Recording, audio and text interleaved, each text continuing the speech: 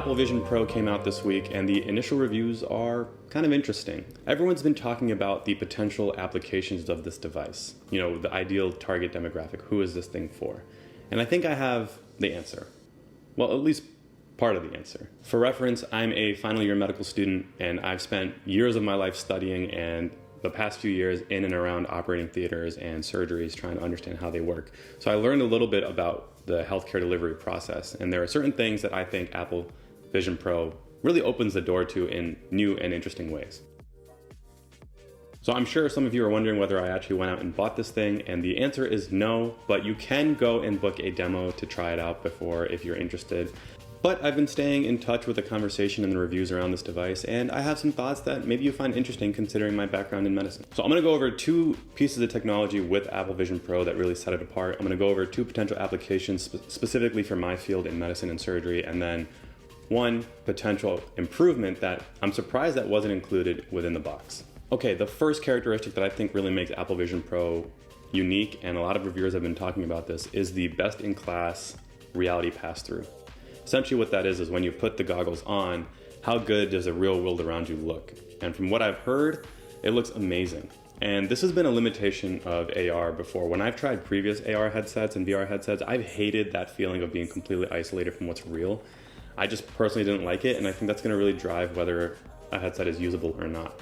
Now, how that relates to medicine is pretty straightforward. If you're wearing a AR headset in surgery, you want to make sure that what you're looking at doesn't distort the real world around you. Because if you're operating on somebody and you're performing surgery, you want to make sure that what you're seeing is actually real. Have a misunderstanding of what's going on, you can really hurt somebody. But since Apple Vision Pro apparently is like best in class reality pass-through, I would be pretty interested to see that technology make it through to the medical sphere and to see how that changes whether doctors are willing to adopt this technology.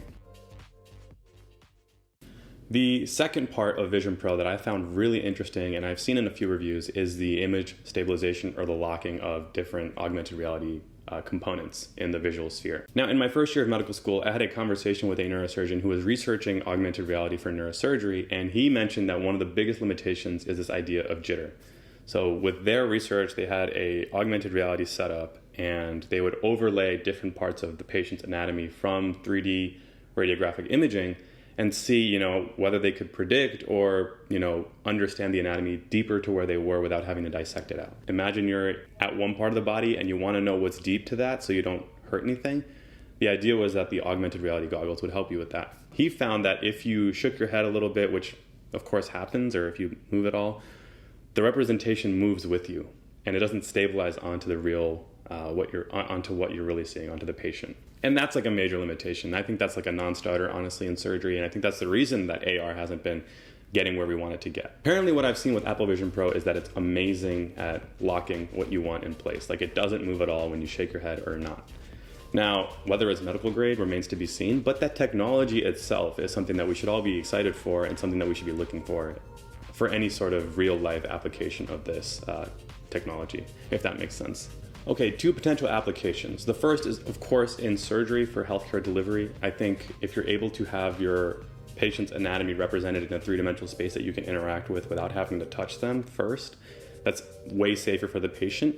It's way more time efficient than you hunting around and digging in places that you probably shouldn't be looking for certain structures. Idea of having imaging off to the side instead of on some random computer screen somewhere else in the room, which is often the case now, reduces the amount of attention shifting you have to do from looking in one area to looking in another area.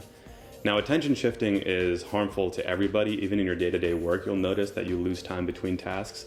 But it's really harmful in surgery because if you have your hands holding sharp tools and drills and you look away for a second and you don't really know where your hands are, you can hurt somebody, you can poke something, you can hurt yourself. That actually happened to me once. I actually did almost hurt myself by looking away to look at an image on a screen. And that's a major problem with modern day surgery that AR goggles hope to fix. The second major application of this in healthcare and for doctors is actually in training. Now, we all have heard, at least in some capacity, potential uses of augmented reality in education. One of the things that we go through as medical students in our first year is full body anatomy dissections.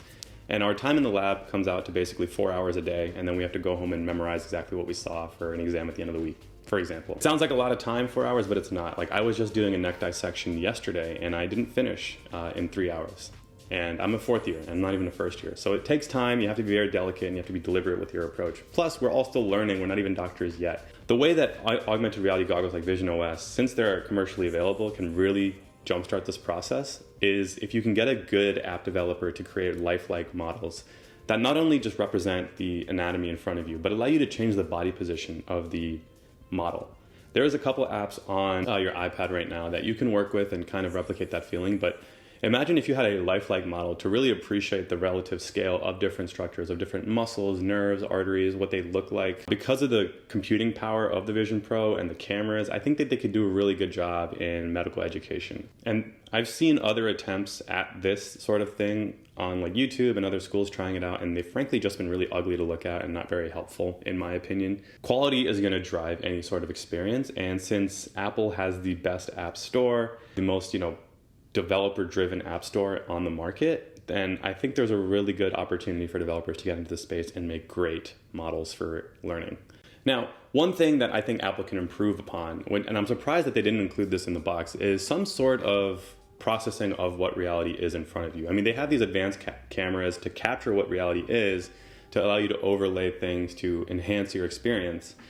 But like with the Meta AI goggles, I'm surprised that there was nothing that was like, look at this and tell me what it is, or analyze what this is, or just like kind of that like Tony Stark interface that Jarvis did, if you guys remember that. With this, I mean, it's a very advanced piece of technology, and I understand that that's a software thing and a computing thing, but I feel like that should have been included in the box, and maybe that's just me. And maybe that's something that they're working out with Vision OS 2 or whatever they decide to call it. That's been it. If you're interested in more videos on technology and productivity, then definitely get subscribed, and I'll catch you guys next time. Bye. With FaceTime and so forth, some people will train on it. Surgeons will train on it.